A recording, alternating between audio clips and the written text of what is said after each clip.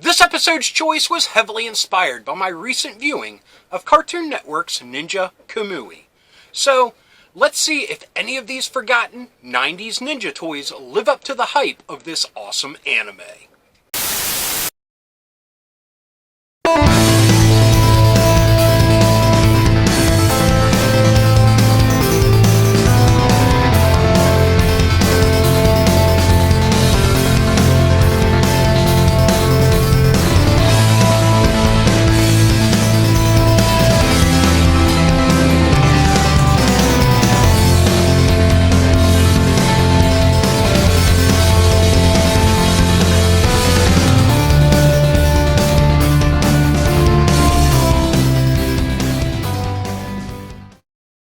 Hello, fellow dorks and dorkettes, and welcome to Nostalgia Syndrome.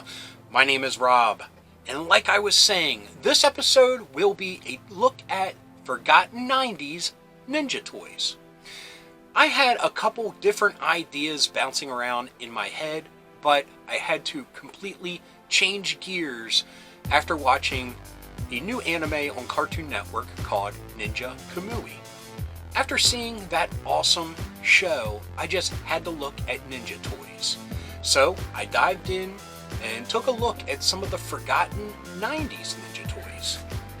And while we are on the subject of Ninja Kamui, I've only seen the first episode, but it was enough to hook me and for me to highly recommend checking it out. And with it being on Cartoon Network, I mean, it's easy to catch. They have it in sub and dub, so whatever your preference is, you'll be able to see it. Anyway, will any of these ninja toys live up to the hype of what I felt watching that anime? Spoiler alert, no. But it's going to be a fun journey nonetheless. So, let's get to number one on the list. Our first forgotten 90s ninja toy was one that jumped on the wave of a trend that was super popular in the 90s. It's kind of odd looking at it now, but trolls were all the rage. Funny considering nowadays we have Trolls movies, but in the 90s, the marketing of Trolls was something completely different and something to behold. Anyway, these are Ninja Trolls, released by Sky Kids in 1992. Before we take a look at the Trolls themselves, I want to take a look at this packaging. I mean, it's so bright and vivid, and it pops, and it's got a dragon. I mean, it's just simple, but very awesome. Now, the Trolls, from what I can find, there were 3 different body styles that came with 3 different weapons. But it seemed to be just pot luck to which hair color and skin color that you would find. From what I can see, it looks like the weapons are molded into their hands, and I'm not sure if behind the Trolls in the packaging there are other accessories. But some of the pictures I found of loose Ninja Trolls had their weapons intact and in hand. So I would venture to guess that what you see is what you get in the packaging. Now, I have to point out, these are ninjas. We have one with a shield, one that kind of looks like it has a metal hand for chopping. I'm totally guessing on that. And my favorite, one with a bazooka. Nothing says silent assassin like a freaking bazooka. Now, Sky Kids released a plethora of different Trolls within different genres. So I'm sure over time we'll be seeing more from these Sky Kids Trolls. Our second toy comes from the year 1999, and that fact blows me away because these Aglo Dragon Ninjas look like something right off the shelves of the 80s. Now, the packaging is pretty straightforward. You have Dragon Ninja with a sword between the words and lightning streaking throughout.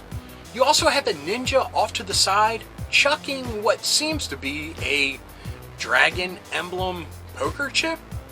I don't know. It's definitely not a shuriken, so maybe he's placing a bet. I don't know. But these figures have the highly popular Masters of the Universe body style. Other than that, they are wholly their own thing with very generic different ninja masks and, unfortunately, names. I mean, they are just red ninja, black ninja, green ninja, so on and so forth. They seem to come with a smattering of different ninja-like accessories, and the only two figures that kinda stand out as being different than the rest are the red ninja, which has kind of a lion-faced Akuma kind of styling with, fiery hair and fangs, and the purple ninja, which has more of a hood molded onto his head than just the basic eyes punched out ski mask look of some of these other ones. Like I said, these being released in 1999 just blows me away, because these seem to have fallen off a truck in 1984, and I really respect them for that, because the wheel ain't broke, don't fix it. Our third ninja toy comes from the fine folks over at Sama. Sama is known to produce little rubbery PVC-like figures. These are a far departure from their ninja figures that they released in the 80s. These are City Warriors, and they were released in 1993. And boy, are these heavily inspired by the hit arcade game Street Fighter. The artwork on these multi-pack figures features really goofy, chibi styles of Ryu, Ken, E Honda, and what I would assume is a Guile-esque character, and a white Balrog. Anyway, taking a look at some of the individual figures, we see that even Chun-Li and Zangief are represented. But a lot of these other ones, you got me. We have an army-looking dude. We have someone I could say might be inspired by Sagat, but he doesn't have an eye patch. Anyway, you could skip getting the either 3 or 4-pack offerings and go all in and get all 12 figures in this monster box set. That would be the one I'd probably go for, because heavily inspired or not, these are just so bonkers, you can't say no. Our fourth Forgotten 90s Ninja toy is one that I like a lot. It was released by Hinstar in 1995, and it is Mighty Ninja Fantom. There were 3 figures in total, and each one came with a ninja mask and a slew of different ninja weaponry. But what sets these apart, and what makes them one of my favorites on this list, are the masks that they come with. You have a dragon dude, an Oni-looking guy, and of course my favorite, the skull-faced dude. The one thing that kind of stands out as being suspect to me are these bladed gauntlets that they have. They seem to be heavily inspired by the Batman animated movie Mask of the Phantasm, because these were the same weapons that the villain of the movie wore. Other than that, these things are perfect. I love the alternate masks that they have. I love the traditional ninja masks that they come with, and I can only assume that all these little black balls that they come with are maybe smoke grenades or something of the like. I mean, that took some effort to package those in, and I think that's really cool. But like with a lot of toys of this caliber, we'll say, very hard to find out on the resale market. So unless you're really lucky and stumble across one, like at a flea market or something, I think they might be kind of hard to come by.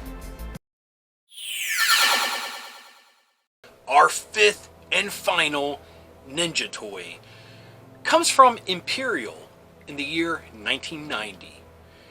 And just like the Dragon Ninja, these harken back to a more simpler time of the 80s, which isn't surprising since this is only 1990.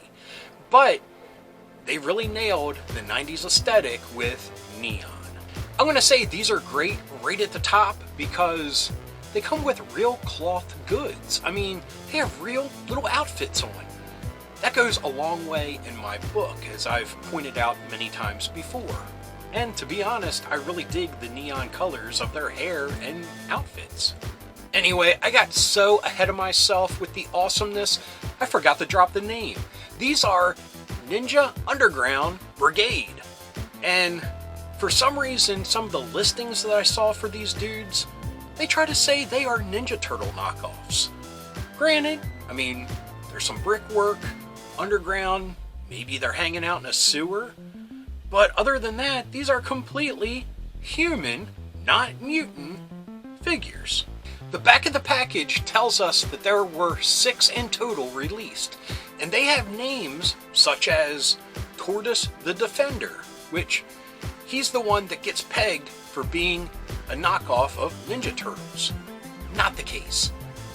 Tortoise, I mean, they're a real animal. This dude is a defender. It just makes sense. But some of the other ones are, let's see here, Samson the Thunderer, Jolly the Charmer, Chop Chop the Slaughterer, that's pretty cool, Secret the Agent, and Hornet the Hacker. Wow, in 1990 we were talking about hackers? Or do they mean like, I mean the dude's got like a comma and a dagger. So is he hacking people with that, or is he hacking mainframes? Your interpretation is your own. Anyway, I like these figures. I mean, I love the outfits. They're very bright, they're colorful. These dudes come with awesome accessories. I mean, swords, nunchucks, commas, like I said, daggers. Very awesome. And they're super posable. Here's a picture. I don't mean to be graphic, but here's a picture of them without their gis. As you can see, these are pretty muscular fellows with a lot of different points of articulation. So, points all around. So, I'm not really sure. Like I said, I saw a few listings of people trying to sell them, totally bagging them, saying they're Ninja Turtle knockoffs, but I'm not sure how much they go for out in the wilds of internet reselling, but I'd be pretty interested to see and to actually find one that's semi-complete, because the few listings I did see, they naked. So if I was to get one, they definitely need to have their awesome outfits. Okay folks, thank you so much for stopping by and checking out some of these forgotten 90s ninja toys. It's really hard to find traditional ninjas in the 90s. I mean, ninjas were all the rage in the 80s, and that kind of carried over into the 90s, but with the introduction of Power Rangers, ninjas kind of veered off into the realm of sci-fi and robots. I mean, that's awesome too, but I'm a traditionalist when thinking about ninjas. So I kind of wanted to focus on some of those more traditional action figures than jumping into the heavily inspired Power Ranger era of ninjas of the mid to late 90s. So anyway, I hope you enjoyed this episode. If you did, please give me a thumbs up. If you got something to say, please leave a comment. I love reading them, and I love getting back to everyone. And if you're new around here and you enjoyed this or any of the episodes that YouTube is recommending down here, please hit subscribe. And if you hit that little bell icon, you'll be notified whenever there's a new episode. So anyway, until next time, thank you for watching. Keep being rad and stay dorky.